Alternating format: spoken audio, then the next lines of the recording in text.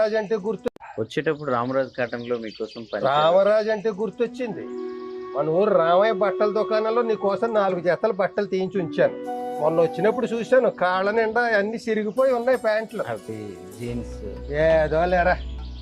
అలాగే సొగ్గురు ఫుడ్స్ లో మీకోసం జున్ను కూడా అది ఏ గృహం మనకి అమెరికా.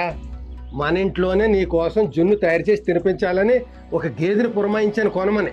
ఈయనెత్తది పొద్దున్నే నీ కోసం జున్ను తయారు చేస్తాను, వెళ్ళేటప్పుడు కూడా ఒక పెద్ద గిన్నెడు పట్టుకెళ్తూ గాని. ఈ పల్లెటూరులో నువ్వు కాలినడకన ఎంత తిరుగుతావని నీకోసం లోనా. నా లోన సంగతి అలాగుంచు. నువ్వు ఆ పట్టణంలో దుమ్ము ధూళి మధ్య ఎలా తిరుగుతున్నావో ఏంటో అని నీకోసం కొత్త కారు బుక్ చేశాను మొన్న పంట అమ్మిన డబ్బుతోటి.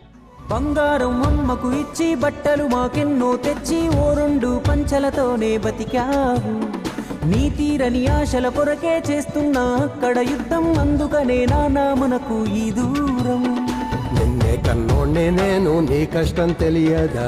బతుకంతా పిల్లల కొరకే, నీ మనసేం కోరదా? పక్కన కూర్చొని ప్రేమగా మాట్లాడు చాలదా? ఇంకెప్పుడు నానా నాకు నీకేదో చేసే భాగ్యం నీకు ఇవ్వడం మినహా ఏది అడగడం రాదా?